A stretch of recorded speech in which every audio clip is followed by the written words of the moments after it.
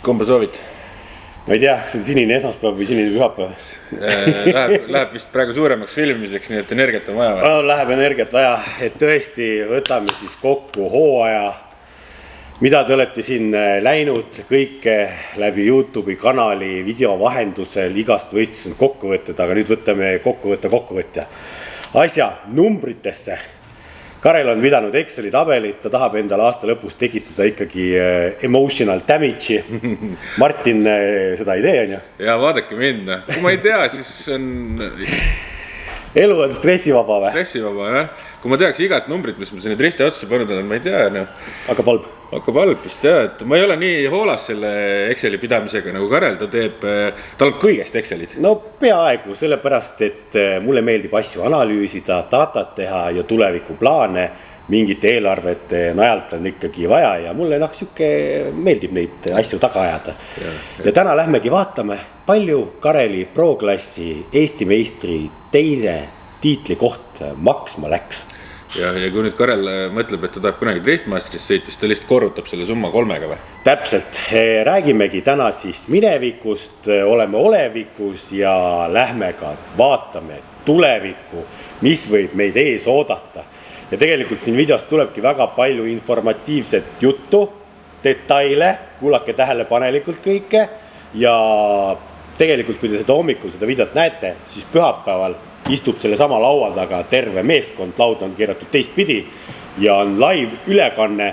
Te saate kõik küsimused tulla küsida, mis tänase video jooksul tekivad siin. Tuleb püha söömaaeg, Martin on valmistanud ägeda thumbnaili selleks hetkeks, ma arvan juba. Muidugi, saate teada siis uue hooaja või uue aasta mingisugused plaane, mis on muutunud. Aga enne kui me saame tulevikku minna, me peame minema minevikku ja hakkame ühest otsast pihta teile tooma statistikat.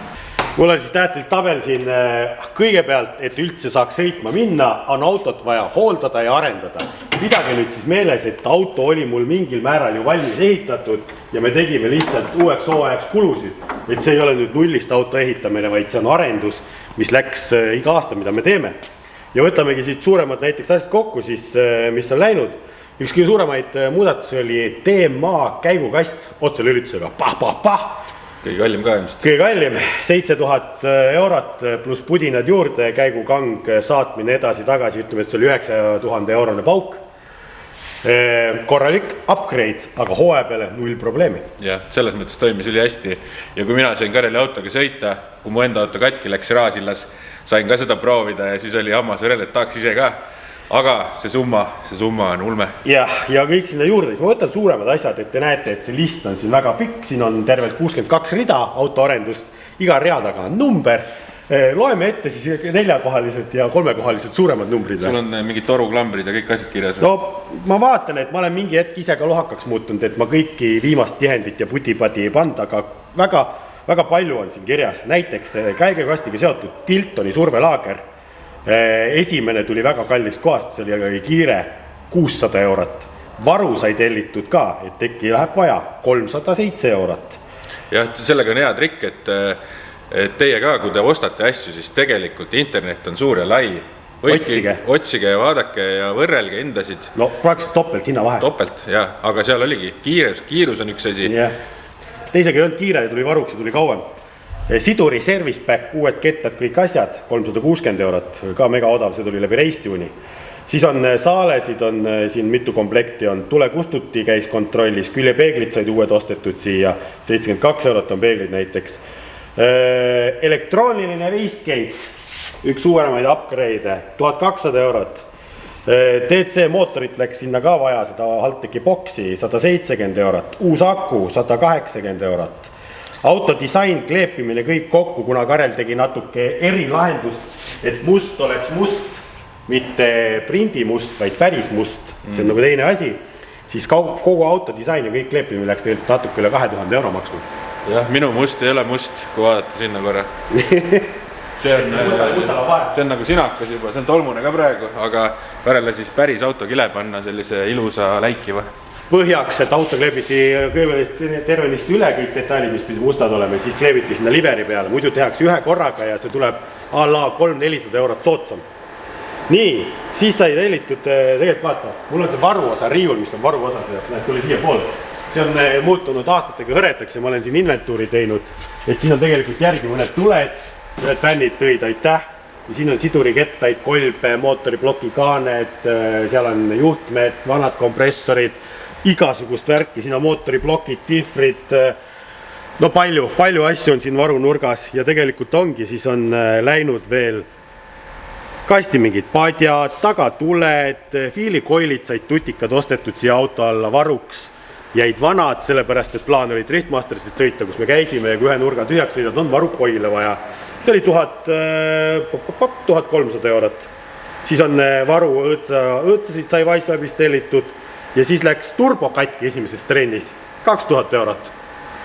Veljet sai ostetud juurde tagumisi Arti käest ja siis on Vostneri kolvid läksid, on ju, siis on veel blokikane tihendeid, saalesid, 3 komplekti igasuguseid ja kõik kokku total, see on siis hooaja peale kulunud mootori remonditäpardused ja auto arendus hooaja eel.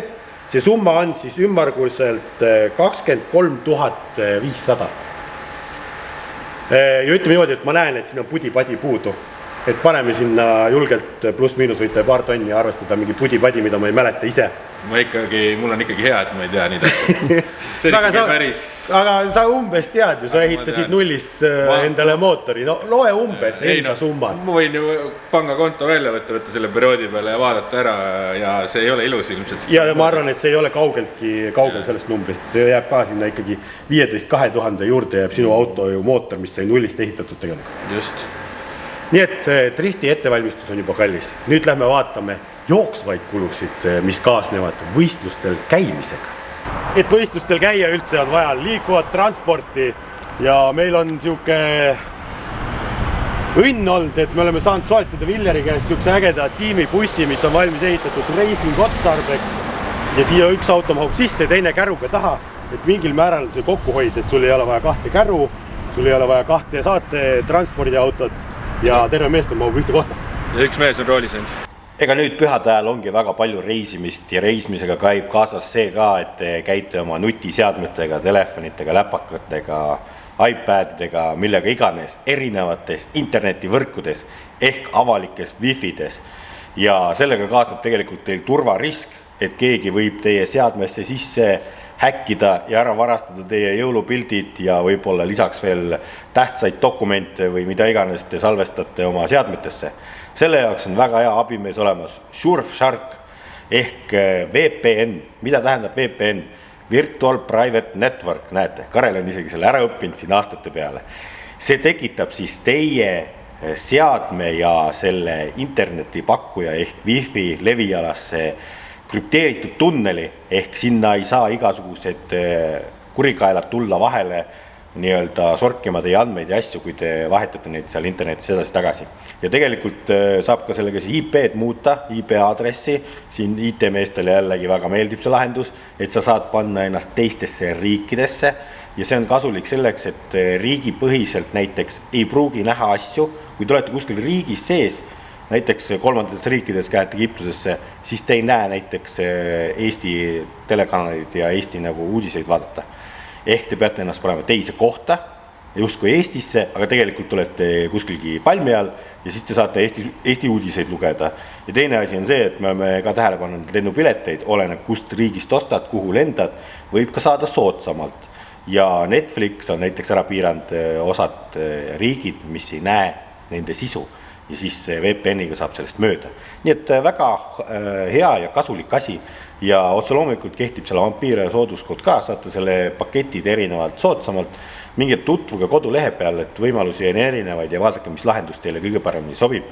Ja kui tõesti tundub, et see toode ei ole teile, siis neil on ka raha tagasi garantii, et saate tühistada selle. Nii et kõik lingid läheb alt. Aga ei, selle bussirooli on keeranud Banderas ikkagi päris palju. Selle hooaja kogu kilometraaž on siis natuke üle 7000 ja buss pole meid veel alt vedanud. Mitu korda oleme tee ääres pidanud remontima ja meie kõige pikem reis oligi see aasta Taugapilsi ja me ei jõudnud veel üle Eesti piirigi, kui juba parandasime õlitorusid. Magnus tegi sükse super kiire fiksi ja see on siiamaani seal korras. Ja ega muud bussiga ei olegi halba midagi olnud.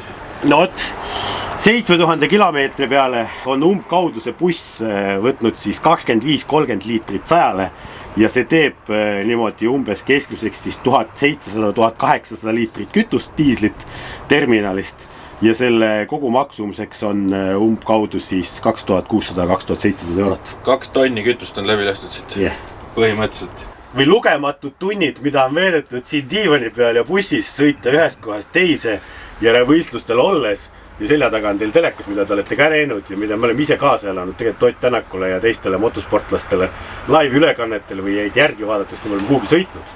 Ja see on ikkagi luksus. Kui mina meenutan neid algusaastaid, kui mina hakkasin ka rohkem driftil käima, siis ma mäletan, kuidas ma magasin Volkswagen Transporteri esiistmete peal Taugapil siis ja käjukang tegi mulle roietesse väikse sinika ja kus me täna siis oleme, on 4 magamiskohta, 5. Jah, see on päris hull ja Karel on tavaliselt see, et ta sõites tagasi igalt poolt tulles üldiselt veedab oma aega oma konkus magades või siis teine aeg on see, kui see väiksem uks käib lahti edasi-tagasi ja sealt võetakse huvitavamaid karastusjooke. Et karika sisse midagi hallata. Jah. Kui sa oled jõudnud uhke bussiga võistluspaika, siis tuleb bussi üles panna otse loomulikult ja maksta võistlusosalustasud. See on siis kõik trennipäevad ja kõik asjad, me ütlemegi ära, mitu korda me kuskilgi käisime.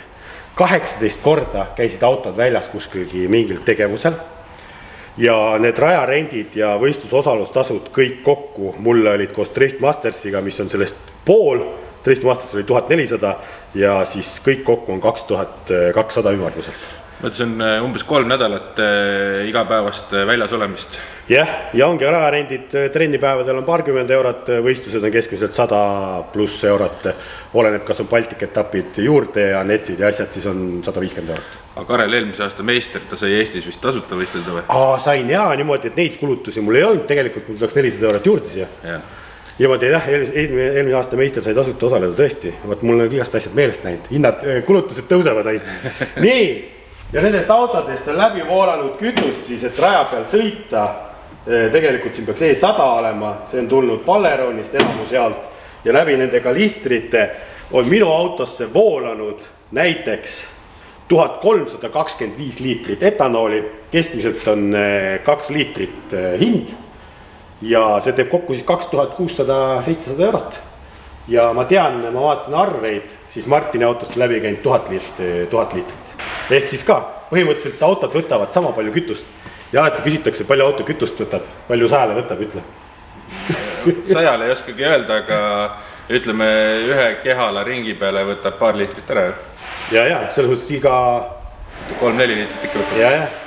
Üks suuremaid kuluartikleid driftis on otse loomulikult rehvid ja rehve läks kusjuures vähem see aasta kui eelmine aasta, sellepärast, et Karel sai vist teha ainult ühe trenni ja kõik kokku rehvid siis 132 tükki ja neid on nüüd erinevaid, selles mõttes ma sõitsin Westlake'iga, siin ei olegi meil siis Dinosid praegu näha ja ma testisin erinevaid rehve selles mõttes, et need hinnad kõiguvad, et Westlake'iga on ilmselgelt odavam sõita kui siis Dinoga ja kõik kokku siis 132 rehvi läksid maksma 12 500 ümmarguliselt. Oi. Te jah, saate keskmise hinna nüüd rehvile arvutada, aga ma ütlen, kuna tootjad ja asjad olid erinevad, siis te ei saa nagu mudelipõhiselt seda teada, mis rehv palju maksab.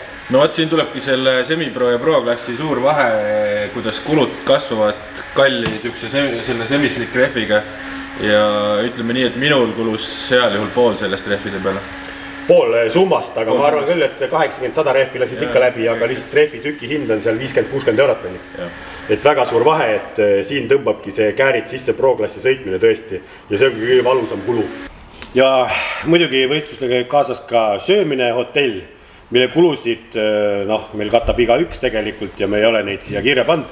Ja ütleme, et söömisega on niimoodi, et sööd sa päevas iga päev vahet üle, kus sa oled. Seda me ei hakka siia kirja tõema. Aga hotellid on ka siis tegelikult igal ühel läinud oma jagu. Neid arvutuskäigu sees ei ole ja bussikindlustusest teemaksust unustasin ennem rääkida, et see jääb ka sinna kuskilgi 400-600 euro juurde kokku. Ja bussikindlustus me teeme päeva kaupa ja üks päev on 12 eurot. 12-15 eurot jah, ja pluss siis palju Läti teemaksud on. See on sama päeva kohta. No umbes tulebki siuke üks päev Lätist on 25 euri nagu kindlustus ja teemaks. Ja siis me ikkagi optimeerime, et kui on üks päev vahel, siis me teeme päevadeks eraldi ikkagi, kes senti ei korja, see vaata, nii palju raha asjata ei saa. Et ei ole mõtet video alla kirjutada, et bussil on kindlustus läbi. Jah. Rääkides tolmukogujatest, kuidas meil see hooaeg siis läks kõik. Karel sai endale näed siia teiste tolmukogujate kõrvale. See aasta ainult siis ühe karika, Baltic Champion Laitse 3. koht ja tegelikult oligi see aasta siis päris palju neljandaid või, kas 2 korda jäin tõesti neljandaks? 2 korda jäid neljandaks vähemalt, jah. Aga hooaja lõpuks tulemused siis... Stabiilsus oli oluline ja meistritiitel oli käega katsutav, ta oli lähedal, aga paari viperuse pärast, nagu te olete näinud, libises see käest ära. Ja eks oma lollus gripi keeramisega viimasel võistlusel võib-olla ammustus ka käest Sirbaga sõites vastu, nii et mis teha, elu õpetab. Aga stabiilsust on olnud ja see andis siis Karelile Eesti meistrivõistluse arvestus 2. koha. Livonias jäin 4. ja Baltiku 7. koht ja tegelikult ma ei käinud 2 etapil Leedus, kus oleks punkte saanud korjata ja Baltikus oleks võinud tõusta ka tegelikult esikolmikusse suhteliselt võib-olla tagant järgi tarkusena vaadates lihtsalt.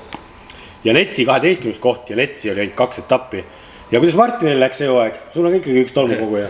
Mul on üks fake karikas selles mõttes, et see ei ole nüüd drifti võistluste karikas, aga see oli üks Porsche ringil oli hooaja lõpu drifti üritus ja seal anti ka karikaid ja siis minu sain karika Biggest Angle.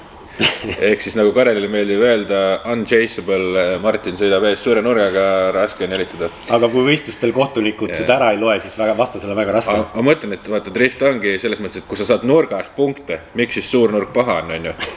Ja eks see on nagu nii ja naa, aga no võt jah, võistluste tulemustest mul läks vist kõige paremini läks seal Taugapilsis ja ega rohkem tegelikult võistlustel ikkagi pigem läks mul kehvasti. Päris palju top 32-sid oli. Eelmine aasta isegi esimene semipro aasta läks põhimõtteliselt paremini. Ja üldarvestuses ma jäin siis sinna keskele, meetback. 9. koht oli mul siis Eesti arvestuses ja 16. koht Baltikus. Nii et ei saa rahul olla ausalt öeldes. Huvitav on see, et nagu kõik on paremaks läinud, sõidud on paremaks läinud, spotter kiidab, aga võistlus elemendis ei tule need asjad nii välja, nagu nad võiksid. Ja natuke ikkagi see jälitussõit on mind alati kummitanud. Ja ega selles mõttes võib öelda ka, et iga aastaga tasega tõuseb, seda me näeme mõlemas klassis, nii semiproos kui proos, et kõik inimesed kuidagi aastatega arenevad ja hakkavad paremini sõitma ka, et selles tempos püsida on ka päris keeruline. Aga jah, eks see võistlusnärv on üks siuke oluline asi, mida on väga raske treenida ja kontrollida.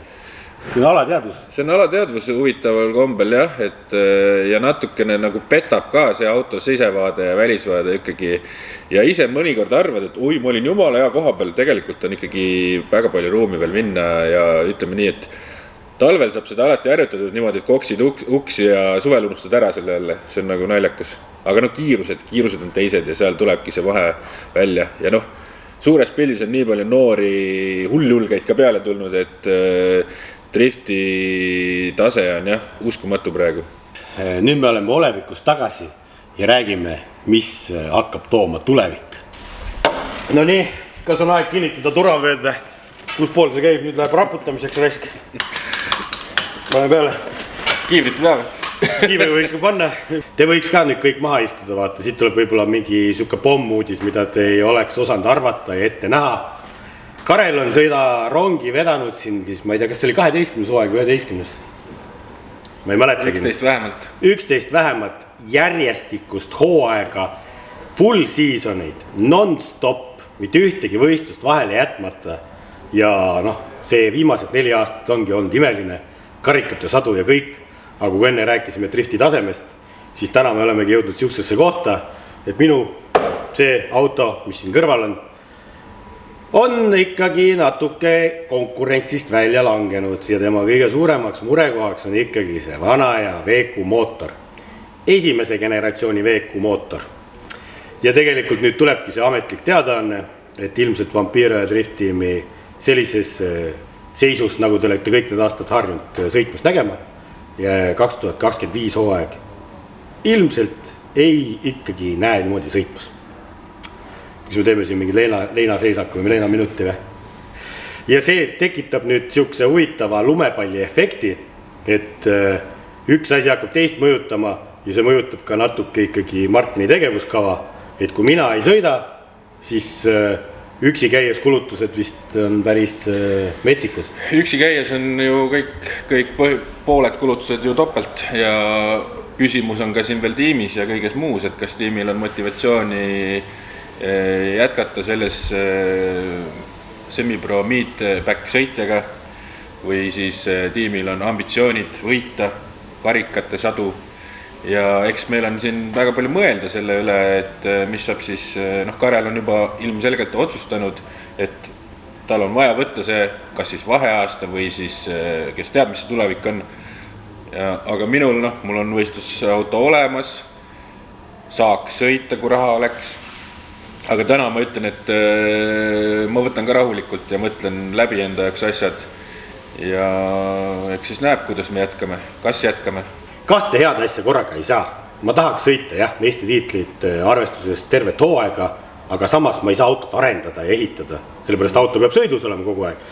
Ja nagu te nägite, hooaja kulud on kallid, ma ütlen need hooaja kulud ka ära, miks me üldse siin nagu istume ja mõtleme selle peale, et kõik kokku nüüd me ütlesime enne arenduskulud ja nüüd liidame sinna võistluse käimised, rehvid, kõik see jutt, mis me eelnevalt rääkisime, on siis kokku 21 000 ehk 21 000 pluss auto arenduskulud, mis ma ütlesin enne 23 500, teeb kokku ümmarguselt 45 000, et sõita siis, kui ütleme niimoodi, et samas mastaabis seda asja kaasa. Ja tegelikult selle raha eest ongi nüüd, kui ma jätaksin hooaja vahele, ma saan ehitada endale normaalse mootori, juhtmestiku ja teha autot kergemaks, sellepärast kaal on täna ka üks väga oluline argument juba, mis viib sinna poodiumiteni. Et ma ütlen, et auto täna ei ole top 3, top 5 seas, vaid ta on ikkagi seal top 10 piirimail nii-öelda konkurentsivõimelisest, mis on probleem ja ma ei näe Baltikut kaasa sõita, kui ma tean, et mu auto ei ole selleks võimeline, kui mees tahab. Eestis on isegi veel võimalik teha tegusid, aga Baltikumi meistrivõistlustel on ikka väga keeruline selle autoga konkureerida. Jah, ja ongi see, et unistus tahe oleks ikkagi Driftmastersit sõita, me käisime ära seal, me nägime seda taset, mis on Baltikust omakorda jõhkram, siis see auto ei ole konkurentsivõimeline. Ta tuleb konkurentsivõimeliseks teha ja siis saab edasi mõelda. Ja Driftmastersi sõitimine on üldse 3 korda kallim see, kui ma täna need numbrid siin ette lugesin ja ma näitan, selle jaoks on vaja teha natukene siin ümber vangerdusi ja koguda raha ja teha raha, et saada sõita siis Driftmasters. Aga ma ütlen, et ma täna ei näe rahalisi vahendeid kuskiltki, kust oleks võimalik ehitada 3 kuuga see konkurentsivõimeline auto ja minna näiteks Driftmastersit sõitma. Ajaaken on väike, rahakott on väike, me oleme siin kõigi suursponsorite asjadega rääkinud, et see miinimumprogramm, mis meile välja pakutud, ei tulnud ikkagi kokku ja täna me peame siis otsuse vastu võtma, et mõistlik oleks hooaeg vahele jätta. Kui mõni suur sponsor seda nüüd vaatab ja mõtleb, et tahaks ikkagi Karelit Driftmasterisse saata, siis ruttu umbes 100 000 on vaja ja, teeme ära, ei ole hullu. Ja küll see tiim selle auto teeb 3 kuuga valmis, nii et pole probleemigi. No, ma arvan küll, et raha taga on jõud ja kui saaks vajutada pai, ehita. Aga täna on niisugune olukord, et ma lihtsalt ei näe seda, et ega Eesti riik ja majandus ütleb, et platvorm ei anna meile ka siin ettevõtetele väga hingamisruumi tulenevatest uutest maksudest, automaksudest, käibemaksutõusust, tulumaksutõusust ja kõigist asjadest, et igal ettevõtjal on raske ja ega neil ongi raske seda raha niimoodi välja anda. Ja täna ongi see olukord, kus sa kulutad nii palju raha remontimise peale, kuigi võiks ehitada kohe parem asja, mis kestab paremini. Et ongi keeruline ja paljud jälgijad kindlasti ütlevad, aga tehke mingi kapoti kampaania või mõelge midagi välja, siis ma ütlen, et ka, et ma ei taha seda kuidagi vastutust võtta, et me teemegi mingi kampaania ja tegelikult programmi tule ikkagi kokku, siis on võib-olla pettumus. Sest see ütleme, et jah, see kampaania kindlasti aitab, aga ta ei aita tervet hooaega ära kärrida, ma kardan. Kui keegi nüüd tahab ikkagi toetada vägisi, et me kampaaniat ei tee, siis tegelikult meil on olnud ju Patreon olemas juba, ma ei tea, mitu aastat nüüd äkki või? Ja ikka mitu aastat. ja seal on tegelikult väga arvestatav hulk jälgijaid ja tõsiseid hardcore fände, kes tahavad meie teadmistest rohkem, tegemistest rohkem teada saada.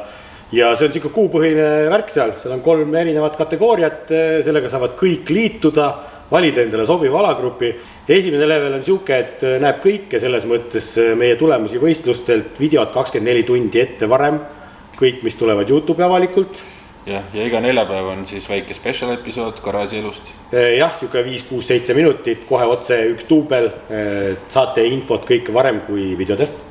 Ja siis level 2 on põhimõtteliselt samad eelised pluss grill ja chill suveüritus oli meil siin, inimesed said Garaaži tulla, vaatasime Driftmastersit süüa-juua ja level 3-le lisaks oli siis veel kutse Vampiro ja Kaalale, mis toimus ka, mida te nägite, et mõned Patreonased olid ka kohal.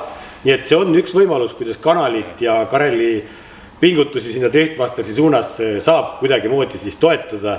See on vabatahtlik, see ei ole kohustuslik, keegi ei pea meile raha kandma, see on nii-öelda annetus või toetus tegevusteks. Ja teise asjana ongi see, et YouTube'i tegevused jätkuvad, kõik jätkub, selles mõttes midagi ära ei kao. Võib-olla rohkem autodiileri episoode, mingit muud asja.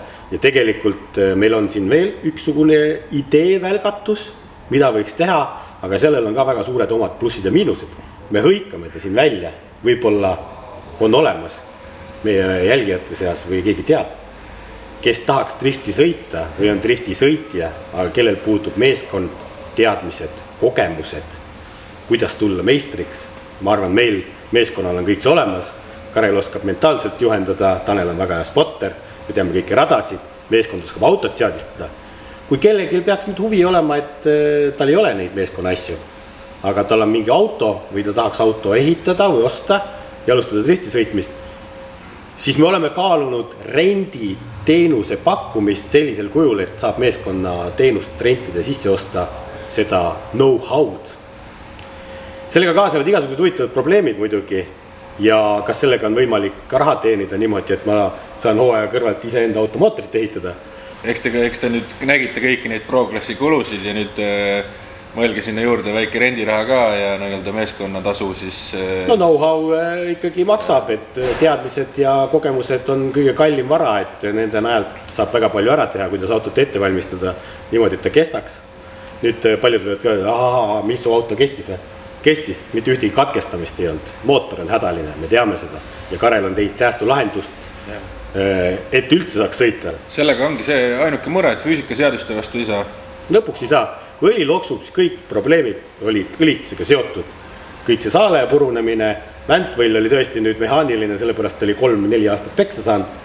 Et see oli nagu tükiviga, aga enamus 80% probleeme on õli loksumisest, õlitusest. Et kui nüüd tahaks ehitada normaalse mootori, siis kuivkarter on must be ja küsimus ongi nüüd, mis mootor? Ja kas see on M50, mida kõik arvavad siin? Seda kõik küsivad ja kõik küsivad seda YouTube'i kommentaarides, kõik, kes Garaasist läbi käivad, kõik tuttavad kogu aeg. Kas on salainfot, kas on siseinfot, mis tuleb? Ja mis mootor, aga paljud ei teagi, et järgmine hooaeg on üldse nii-öelda Kareli skipib ära selle, siis kõik arvavad, et nüüd läheb kohe hulluks mootorehituseks, aga tegelikult ei lähe. Kohe ei lähe selles mõttes, et tee on vaja valida. Me teame, mis valik on selles mõttes. Me oleme arutanud seda M50, 2JZ, LS ja VQ ikkagi uuem generatsioon on siin laual. 4 mootorit minu jaoks. See oleks tulevikuplaan. Pluss siis juhtmestik veel uuesti nullist teha, äge aju ja auto kaalulangetus, et kõik see arenduskulu on ütleme niimoodi, et 30-40 000. Või siis uus kere. Laual oli ka uue kere ehitus nullist ja tehagi Max Driftmaster Spec ja see kere on tegelikult tänasel tõstuki vahel, ta peab natuke winterbeatima sisse sõitma ennast, sellest tulevad tuleviku episoodid. Et kui teha nullist üks uus kere, väga maasika turvapuuriga, kerge turvapuuriga, kõik teha, et see idee ja unistus oleks ka, aga selleks me peamegi elama, nüüd puhkama driftist, kui meil ei tule siin rentnikke, kellega on ka siin läbirääkimisi laual, kui see renditeenuse pakkumine jääb ära, siis me saame keskenduda muude asjale, tekitada siin vahendeid, et midagi ei ole läbi ja kes teab, kui tulevad mingid huvitavad lahendused sellelgi hooajal, et olla Eestis võistlustel driftiradadel, kas siis raja ääres või sõita, siis võib-olla, viskab jätame õhku selle 1%, võib-olla näeb Martinit sõitmus üle Eesti võistlusel, võib-olla näeb mind sõitmus üle Eesti võistlusel, aga kes teab, mis autoga. Ja kogu selle rendi teema jätkuks ka võib-olla see, et tegelikult on võimalik rentida koos autoga ka. Kas sa tahad oma autot välja rentida? No ma räägin sinu autost. Aga kuidas me teda ehitame, arendame siis? No aga uus kere. Uus kere või? No uus kere oleks mõistlik. No vaatame, kas rentnik tuleb välja ja kes tahaks seda teenust ja tiimi kõike seda olu sisse osta tõesti, siis me saame edasi mõelda, võib-olla see auto tõesti peaks jääma sellisel kujul veerema ja sõitma ja ta sõidabki Eesti meistrivõistlusi kaasa. Semiproos on ta väga võimekas pro-klassis õppimiseks ja arenemiseks proovi aasta teha. On ta ka väga võimekas, te olete seda kõik näinud. Niimoodi, et võtab turvameid maha või? Väga hulluks ei läinki sõita äkki või? Ja kiivrit ei olnud vaja. Kiivrit ei olnud vaja. Ja nüüd tekib võib-olla küsimus, miks ei saa sõita samal kujul edasi, kui Kareli unistus on sõita Driftmastersit ja mingid Poola etappe ja Martin tahab sõita näiteks Eesti semiprood, siis neid võistlusi kokku tuleks 20+. Et osad võib-olla isegi kattuvad, et kahes kohas olla ei saa meeskond korraga ja 20 nädalavahetust meeskonnale järjepanu väljas käimist üle Euroopa. Ma arvan, et see oleks nii killer ja me ei suuda seda ära händlida, sellepärast ka ei saa nagu jätkata väga sarnasel kujul seda driftisõitmist. Jah, Martin võib-olla läheb ka back to the roots ja läheb sõidab streeti. Streeti või? Nagu Karel tegi reseti, vaata, uue Nissaniga, selle oranžiga. Kes teab, kõik optionid on avatud ja lihtsalt vaatame, mis head plaanid meil tulevad.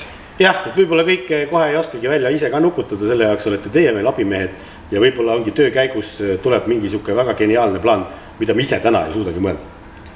Jah, meil on nagu seda sama asja nii palju aastaid teinud, et võib-olla me ei oskagi vaadata kuhugi. Jah.